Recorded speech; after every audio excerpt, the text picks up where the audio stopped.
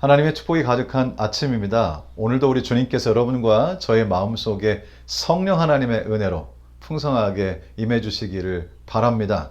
오늘 저희가 함께 나눌 화요일 소지의 말씀의 제목은 말씀으로 보호받음입니다. 함께 기도하시고 오늘 교과의 말씀을 나누도록 하겠습니다. 기도하겠습니다. 우리를 사랑하시는 거룩하신 하나님 아버지, 오늘 아침에도 저에게 생명을 주시고 허락하신 생명으로 우리 주님 마음 가운데 담고 또 말씀으로 우리를 채워서 또 오늘 살아갈 힘을 얻게 하시니 감사합니다. 성령으로 지도하시고 오늘 말씀을 통해 주님께서 가르치시고자 하시는 것을 깨달을 수 있도록 도와주시기를 우리를 사랑하시는 예수님의 이름으로 기도드리옵나이다. 전쟁 중에 있었던 이야기입니다. 한 소대가 이제 전쟁에 참전을 하면서 여러 시간이 또 지나고 본인들이 가지고 있던 무기들을 소진하고 이제는 어떤 무기를 가질까 하는 것에 대한 선택권이 없는 때가 되었습니다. 보통 군인들이 자기가 주로 사용하는 무기가 있는데요. 지금은 이것저것 가릴 수가 없는 상황이 된 것이죠. 그래서 그 여러 무기들 중에서 각각 알아서 자신의 무기를 고를 수밖에 없는 상황이 됐습니다. 그 소대에는 모든 사람들이 굉장히 부러워할 만큼 굉장히 뛰어난 군인이 있었는데요. 그 군인이 그날 그 여러 가지 무기 중에서 가장 좋은 무기를 선택하게 됐습니다. 가장 강력하고 또 가장 크고 또 가장 무겁기도 합니다. 결국 이제 무기를 다 배분하고 그리고는 전투에 참가하게 됩니다. 그런데 참으로 안타까운 소식은 그 여러 군인들 중에서 가장 유능했고 가장 강력한 무기를 가졌던 바로 그 군인이 가장 먼저 전사한 것입니다. 왜 그랬을까요? 무기를 잘못 고른 것입니다. 사실 그렇게 국지전을 하는 전투에서는 그렇게 무겁고 끌고 다니기 힘들어서 속도가 늦어지는 무기를 가지게 되면 사실은 민첩하게 전투에 임할 수가 없었다는 것이죠. 결국 이 군인은 굉장히 유능했으나 무기를 잘못 고름으로 가장 먼저 목숨을 잃게 됩니다. 사실은 저희 영적인 싸움에서도 마찬가지입니다. 우리가 이 영적인 싸움에서 승리하기 위해서는 가장 좋은 무기, 정말 우리가 무기를 어떤 무기는 가장 강력해 보이나 그렇지 않을 수도 있고요. 이 군인처럼. 그러나 우리가 정말로 우리에게 가장 적합하고 가장 좋은 무기를 골라서 이 영적인 전투에 참여하는 것은 참 중요합니다. 오늘 첫 번째 질문, 이번 교과는 질문이 하나밖에 없네요. 이 하나의 질문은 이것입니다. 요한복음 17장 15절부터 17절과 사도행전 20장 32절을 비교해보라. 사탄의 속임수로부터 보호받기 위해 예수님과 사도 바울은 우리에게 어떤 통찰력을 주고 있는가? 사탄의 속임수로부터 보호받기 위해서 우리가 어떤 무기를 사용해야 할 것인가? 사도 바울과 예수님께서는 동일하게 우리에게 같은 말씀을 하고 계십니다. 요한복음 17장 15절로 17절에 이렇게 말씀하십니다. 내가 비옵는 것은 그들을 세상에서 데려가시기를 위함이 아니요 다만 악에 빠지지 않게 보존하시기를 위함이니이다. 내가 세상에 속하지 아니함 같이 그들도 세상에 속하지 아니하였사옵나이다. 그들을 진리로 거룩하게 하옵소서. 아버지의 말씀은 진리니이다. 이 악한 세상에서 사단에게 대항하고 그리고 거룩한 삶을 살 수 있도록 하는 것은 진리이며 그 진리를 담고 있는 것이 바로 하나님의 말씀인 성경인 것이죠.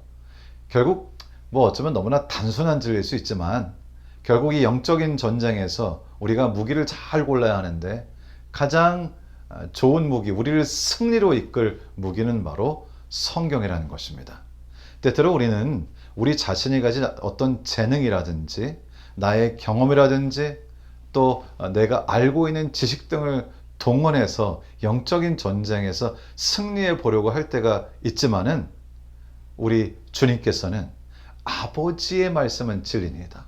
바로 아버지의 말씀, 이 말씀이 진리이며 그 진리가 우리로 승리하게 하며 우리로 거룩한 삶을 살게 한다고 그렇게 아주 분명하게 우리에게 말씀을 하고 계시는 것입니다. 사실 이 슬라이드는 제가 저희 교회에서 사용했던 슬라이드인데요. 하나님의 말씀의 놀라움을 제가 좀 여러분들께 말씀드리고자 준비해 보았습니다. 이사야 13장 19절로 20절에 이런 말씀이 있습니다. 바벨론이 하나님께 멸망당한 소돔과 고모라 같이 되리니 그곳에 처할 자가 없겠고 거할 사람이 대대에 없을 것이며 아라비아 사람도 거기 장막을 치지 아니하며 목자들도 그곳에 그 양떼를 쉬게 하지 아니할 것이요. 이 예언의 말씀에 따르면, 즉 이 말씀이 기록된 것은 거의 지금으로부터 거의 2500년 전이 됐죠. 그때 기록한 말씀에 따르면 이 바벨론 성은 더 이상 사람들이 거주하는 곳이 되지 못할 것이라고 말씀하시고요. 특별히 이 표현 중에 거할 사람이 대대에 없을 것이라고 말씀하셨습니다. Generation to generation.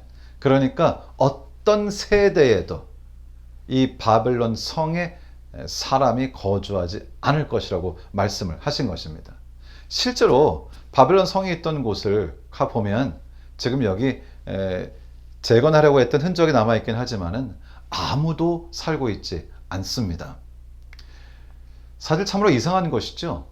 그 큰 제국의 수도가 되었다는 것은 이 거룩한 것이 죄송합니다. 이 바벨론 성이죠.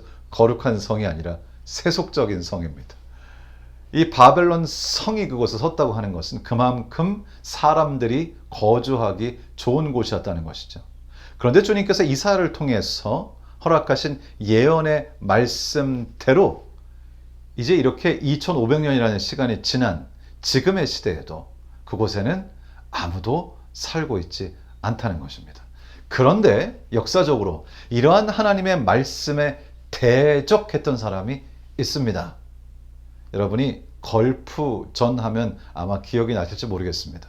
걸프전으로 유명했던 사담 후세인. 사담 후세인은 이 바벨론 성을 재건하고 그곳에 느부갓네살 왕의 이름과 자신의 이름을 걸어 기념하겠다고 호언장담하고는 프로젝트를 시작합니다. 하나님의 말씀, 진리인 성경의 말씀, 예언의 말씀에 정면으로 대항하는 것이죠. 여러분, 사담 후세인은 어떻게 되었을까요? 사담 후세인은 1979년 이 바벨론 회복 프로젝트를 시작합니다. 그러나 결국 그는 2006년 12월 30일 사형을 당하고 말고 자신이 가졌던 이 프로젝트, 이 꿈은 실현되지 못했습니다. 사실 저는 이 이야기를 읽으면서 조금은 굉장히 좀 겁나기도 했습니다. 하나님의 말씀이 이렇게 강력한 것이구나.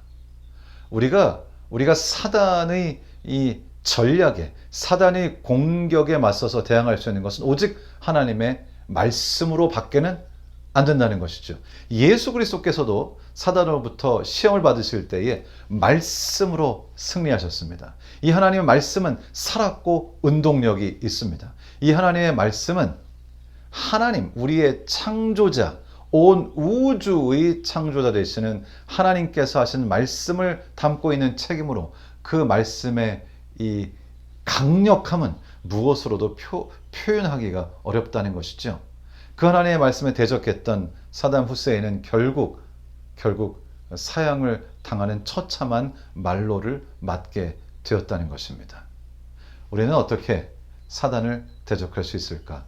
어떻게 사단으로부터 보호받을 수 있을까? 오직 하나님의 말씀만이 우리를 보호하게 될 것입니다. 여기 교과책에서는 이렇게 이 사실을 묘사하고 있습니다. 성경이 없다면 우리가 구원의 계획에 대해 무엇을 알 수 있겠는가? 성경 없이 예수님의 탄생, 생애, 가르침, 그리고 사역에 대해 우리가 과연 얼마나 이해할 수 있는가? 무엇을 어떻게 알겠는가?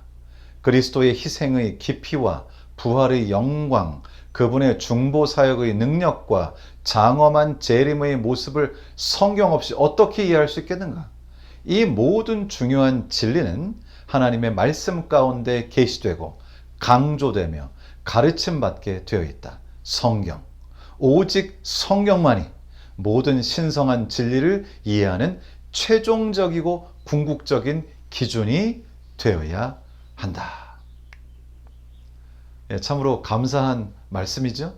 오직 성경만이 우리를 굳건하게 세우는, 우리를 보호하는 하나님의 능력이 될 것입니다. 혹시 오늘 여러분 살면서 조금 뭔가 힘이 없다고 느끼시거나 피곤하다고 느끼시거나 삶이 힘겹다고 느껴지실 때가 있다면, 힘을 얻기 위하여, 모든 사단의 공격으로부터 나를 보호할 수 있기 위하여 하나님의 말씀에서 능력을 얻게 되기를 바랍니다. 사도행전 20장 32절에 이렇게 기록합니다. 지금 내가 여러분을 주와 및 그 은혜의 말씀에 부탁하노니 그 말씀이 여러분을 능히 든든히 세우사 거룩하게 하심을 입은 모든 자 가운데 기업이 있게 하시리라. 우리를 든든히 세우는 것은 하나님의 말씀입니다. 여러분이 말씀을 읽다가 정말 나에게 힘을 주는 주님의 약속의 말씀을 발견하신다면 그것을 따로 적어 놓아서 또 여러분이 잘 보실 수 있는 곳에 놓아 두실 수도 있을 것입니다.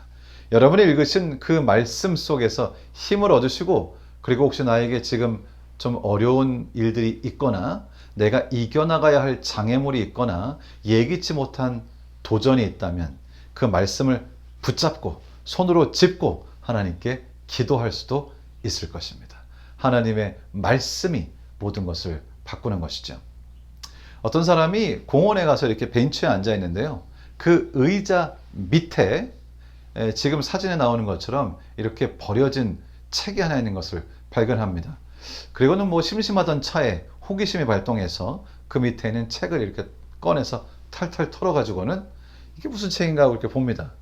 그런데 용어도 굉장히 생소하고 좀 이상한 책 같아요. 그 사람은 그 책을 집으로 가지고 옵니다. 그리고는 그 책을 읽기 시작합니다. 그런데 참으로 놀라운 일이 생겼습니다. 그 말씀을 읽으면서 그는 그곳에서 예수 그리스도를 발견하게 되고, 그분의 말씀 속에서 용기와 힘을 얻게 되고, 그리고 그분의 말씀을 통해서 구원을 경험하게 된 것이죠. 이분은 자기 발로 교회를 찾아갑니다. 그리고 이 다 떨어진 성경책을 가지고 교회에 찾아가서 내가 이 교회를 다니고 싶다고 합니다. 그리고는 그 교회에 가서 교회 생활을 하다 보니 사람들이 이 사람의 삶에 이 놀라운 변화를 준 이 성경 말씀을 그렇게 많이 소중하게 여기는 것처럼 보이지가 않았고요. 이분은 결국 그 교회에서 성경 공부를 시작하고 오히려 교인들을 계몽하고 하나님의 말씀으로 자기 자신도 그리고 교회도 변화되는 그런 경험을 하게 됩니다. 공원에 떨어져 있는 다 떨어진, 정말 저렇게 완전히 표지가 다 떨어져 버린 성경책도 그 안에 기록된 진리 때문에 사람의 마음을 완전히 변화시킬 수 있다는 것이죠. 오늘 여러분이 가지고 계신 성경책은 어떤 성경책인가요? 저도 몇 개의 성경책이 있는데 제가 가장 사랑하는 성경책은 이제 다 떨어져서, 저도 표지가 다 떨어져서 이렇게 표지를 가죽을 싸서 표지를 다시 만들었습니다. 그런데 이상하게 애착이 가더라고요. 하나님의 말씀인 진리에 저의 주님과의 만남이 고스란히 때로 이렇게 묻혀져 있기 때문이 아닌가 그런 생각이 듭니다. 어쨌든 하나님의 말씀은 늘 저에게 놀라운 힘을 줍니다. 여러분에게도 오늘 하루 동안 하나님의 말씀이 놀라운 힘과 하나님의 능력과 여러분 앞에 있는 도전을 능히 이겨낼 수 있는 그런 성령 하나님의 역사를 선사하는 그런 귀한 책이 되기를 우리 주님 예수님의 이름으로 축원합니다. 제가 기도하고 개인적으로 기도하시는 시간을 갖도록 하겠습니다. 우리를 사랑하시는 거룩하신 하나님 아버지, 오늘 다시 한번 하나님의 말씀이 사단으로부터 우리를 보호한다고 하는 사실을 깨닫게 하시니 감사합니다. 오직 말씀이 우리의 마음을 변화시킴을 다시 한번 확신하고 기억하여 무슨 일이 있든지 나 자신의 지혜가 아니라 하나님의 말씀의 진리로 그 일을 해결해가는 그런 지혜를 저희에게 허락하여 주시옵소서. 저희가 드리는 기도를 들으시고 응답하시고 하나님께서 영광 받으시기를 우리 주님 예수님의 이름으로 기도 드리옵나이다. 아멘.